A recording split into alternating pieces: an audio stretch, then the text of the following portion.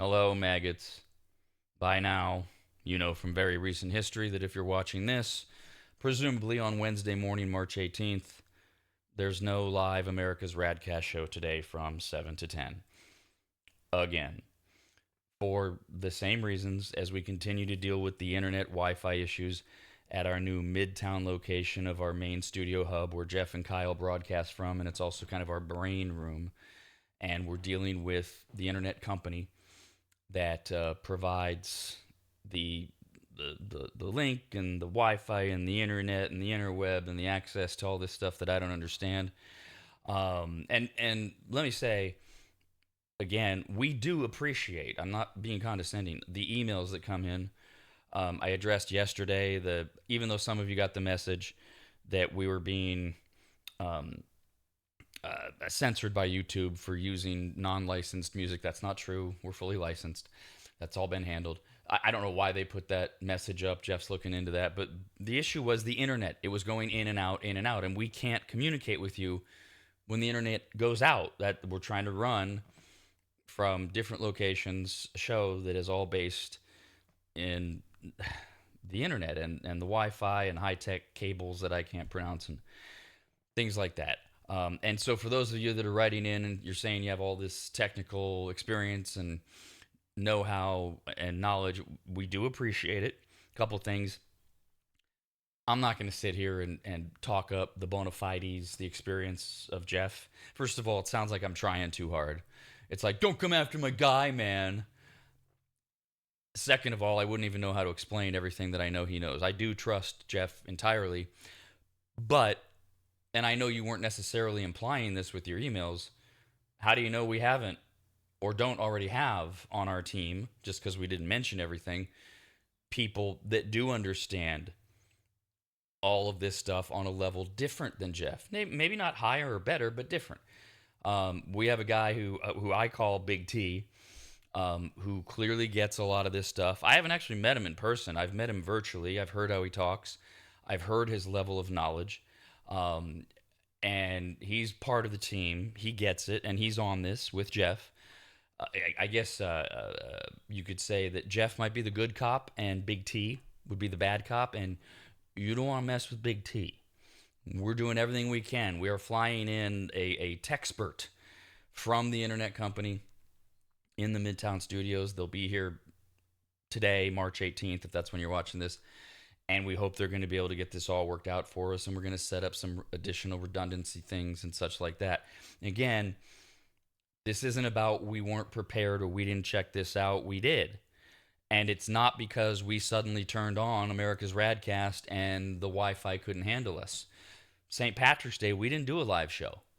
And yet the internet at our Midtown studio was dipping in and out and in and out, and sometimes for a long time. And when it goes out, that means psh is all you're going to hear. You can't do a show like that. As I said yesterday, that's beneath us, and it's way beneath you. We're not gonna do that. So we are stuck for one more day. And by the way, speaking of emails, we did get this one to Radcast. Sorry, it's just Radcast at theradnetwork.com. We're all still getting used to this. We got a few like this. I chose Nicole's. She said, I had a stupid random question regarding your studio. I know that Rob established why he's broadcasting from home. Hello, home.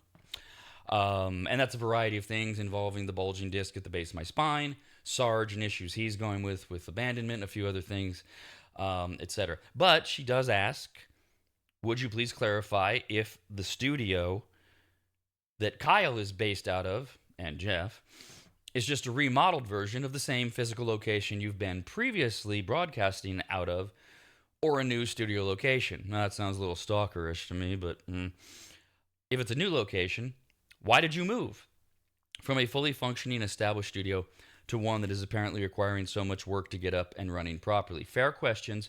Again, the new location is not requiring so much work for us to get up and running properly. We've done most of the work. 80 to 85% of the problems you heard on Monday, March 16th, were a result of the internet interfering with so much. And it wasn't just the in and the out thing. The internet and Wi-Fi connection can, yes, affect how you hear my voice, the echoes, why things sound so weirdly, and that stuff needs to be locked down. And the reason we are in a new Midtown studio is actually many, and really the big one is, as I mentioned Monday, Jeff has been building these networks for years. He knows what he's doing, but also by getting out of our old studio, it takes so much off of my shoulders. Jeff has to, as a result, Jeff gets to handle insurance and permits and dealing with cities and counties and fire inspectors and alarm people. Ugh. All of that stuff that I used to talk about that drained the life out of me outside of doing this show, almost all of it's gone. And I recognized as I was working my way through Christina, my wife, passing away and working on my sobriety, I needed to really let a lot of things go and put them in other people's hands. And I completely trust Jeff, and I trust where we're at and where we're headed, and not having to think about those things allows me to focus on this, doing what I love, giving you content, as we call it, giving you a show, being ready every morning, being able to adapt and adjust to things going on in the world and deliver what you expect from us. That's the main reason. Very fair question. Not stupid or random like most of our questions. And a few people wrote in, and I just wanted to address that. We are trying to post new content in lieu of being able to give you the live shows. We did an extra new soapbox yesterday. So there was the Monday soapbox, mainly about Christina in the last 6 months, 7 weeks, 5 days. We posted on St. Patrick's Day a traditional soapbox, me in the long form, bitching about, in this case, behavioral control, Maha, ultra-processed foods. Yes, they're coming after them like they did cigarettes. And so many other things are on the way or already in the works. Your beef, your guns, your SUVs. The list is too long. It's all in the soapbox. If you missed it, if you haven't seen it, that's already posted at theradnetwork.com. We got another soapbox today. It's not Christina based, but it is about a long asked question that I saw in the pile, and I went, oh, I never answered that. So I do. I go over that in today's brand new soapbox, Wednesday, March 18th. And in terms of other stuff that I had planned for the Wednesday show, some of this can wait. I know that Kyle dropped his Food Factor episode yesterday. I've got to ask him. Taco Bell's big in the news because they launched, or they're in the process of launching, this whole big brand new menu. One of the things I wasn't even aware of is that they have, if you know the show and you know Kyle, you know his obsession with sauces, in particularly Taco Bell sauces. So as part of this new menu, they have something called the Fire Queso Sauce Packet that's edible. It's filled with hot queso that's seasoned with Taco Bell's fire sauce, and the idea is that customers can take a bite of the packet and eat it, and then pour some of the spicy queso onto whatever else they're eating. I guess it's served with anything, I guess, if you ask for it. And actually, the reviews I'm seeing are pretty interesting. So we'll get to that. That one, that's not like timely or something we have to do. We did talk on Monday about the weirdness of the weather. Northern California, Northern Nevada, we're setting record highs for this time of the year. Obviously, it gets hotter than mid-80s in Sacramento and Reno, or the low 90s where we're supposedly headed over the next few days. But it doesn't usually this time of year, mid-March. It's not even spring yet. So that's where the records are coming in. You got this blizzard that's blowing through the Midwest and heading towards the Northeast. But in fact, if you head back to the West, parts outside of our main listening area have a historic heat wave going on for this time of the year, and has triggered an urgent alert for millions to stay inside through 8 p.m. on Friday, which that is the first day of spring, right? Yeah, Friday's the first day of spring. Through 8 p.m., stay inside because it's going to be so hot and unexpectedly hot, and a lot of people don't maybe connect the two. In LA, millions are expected to bake under temperatures in the upper 90s and maybe to the hundreds. Now, that happens in LA, but not in mid-March. Similar warnings in Nevada and Arizona. Temperatures are going to be 30 degrees above normal for mid-March. and likely break records for 100-degree days. In Vegas and Phoenix, extreme heat warnings have been issued for the next 5 days. It's a massive heat dome. You always have to have a name for it. Over 14 states, and when you look at the forecast Wednesday through Friday, Palm Springs 106, 107, 110, when usually they're at 81 this time of year. Phoenix 101, 106, 106, usually it's 79 in Phoenix this time of year. Vegas 96, 97, 100, usually it's 72. St. George, Utah 92, 95, 97, usually it's 69. I'm not here to do a climate change, global warming speech. I think you all know my feelings on that, but something's going on. These big swings in weather, and so that's what's going on with the record. Now, here's a fun one from the newest Soapbox, Soapbox 2. I guess the newest one technically is 3 that's posted today, but the number 2 one, poopy, was the more traditional long-form one about, bitching and expanding on, as I said, Maha and government getting involved, and they equate it to the war on cigarettes and how that was attacked. And I talk about other things, and yes, there is a fine line between companies that are just trying to make a profit by creating ways to addict you to their product so you'll go back and use their product more. And maybe they aren't honest about it. And I cite Silicon Valley and the internet and social media as the main culprit of that today. And then there's the companies that do it while knowing it and not telling anybody, which brings us to the manufacturer of popular weight loss drugs, Ozempic and Wegovy, and the old Novo Nordisk, who are getting major heat from the federal government and the FDA for failing to report known potential side effects of its medications, including death. That's all.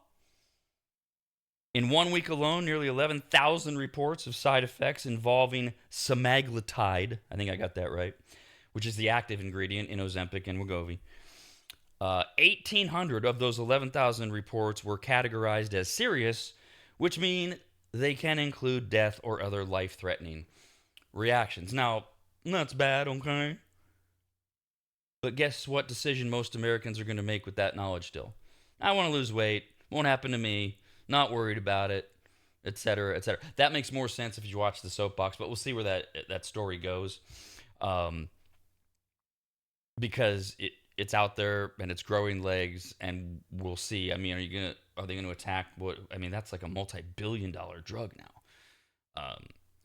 So we'll see about that. All right, a couple final emails that I did want to get to, back to the soapboxes, and I said I would revisit whatever we need to when it comes to Christina's last days and other things going on with me. There were a couple that came in that I just wanted to touch on real quick. One of our 85 Heidi's wrote into Radcast at theradnetwork.com, says, I've literally been thinking about you, Rob, and Christina every day for the last couple years.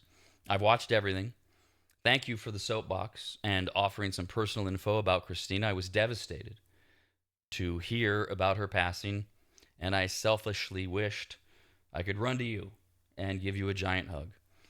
I gave you many virtual hugs from afar in my mind, and I sent you lots of love, Christina, too. Thank you again, and thanks for bringing back a show. Thank you, Heidi, and that's exactly right. I have brought back a show. That's it. You've gotten one.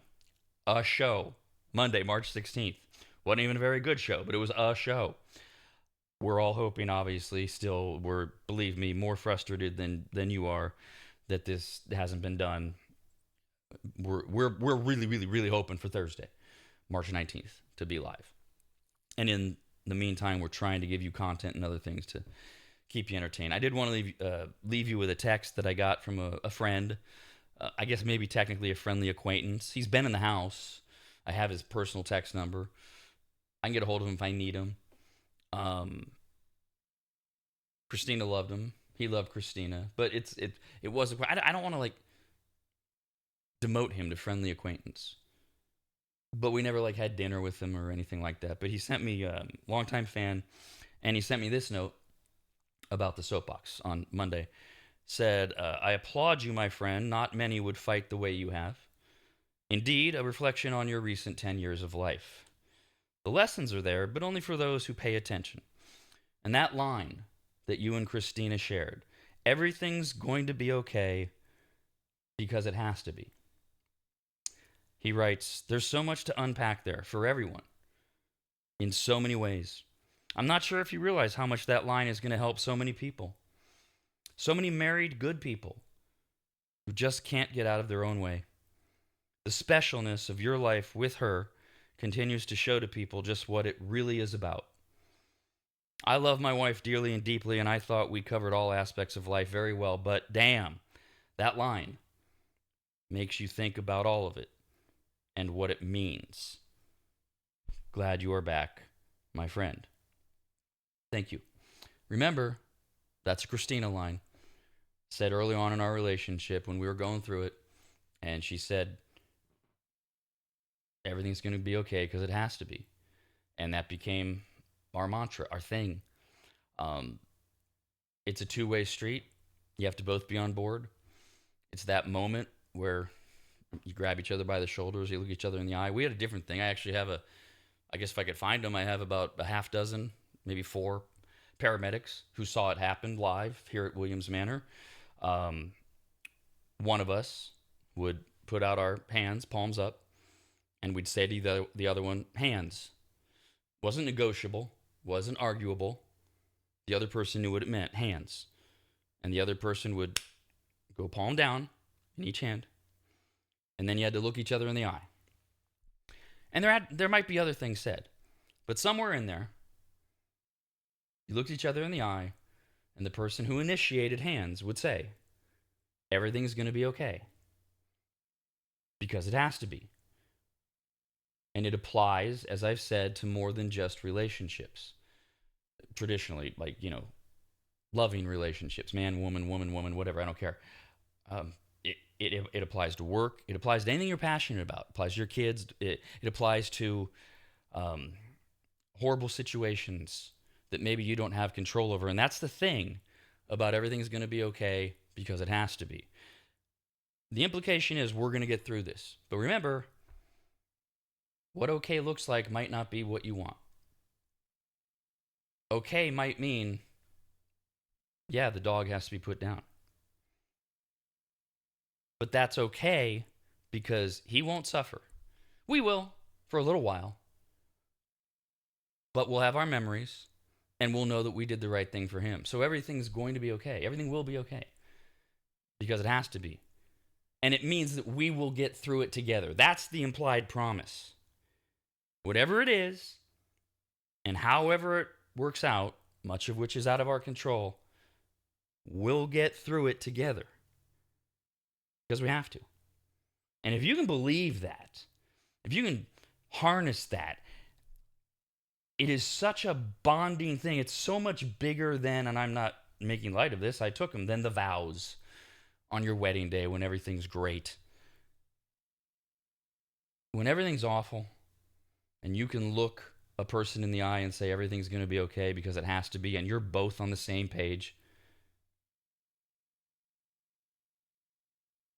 it works. And it will. And I hope he's right. I hope to God that it brings perspective to so many people in so many ways, that it helps some of you, that it doesn't become like some cliche, something that, oh no, that's what people say. No. It's a true commitment. It's very simple. It's where my faith comes from, that we're going to be on the air tomorrow. And if we're not, then that's okay, Thursday, because there's a reason for it. In the end, everything's going to be okay because it has to be.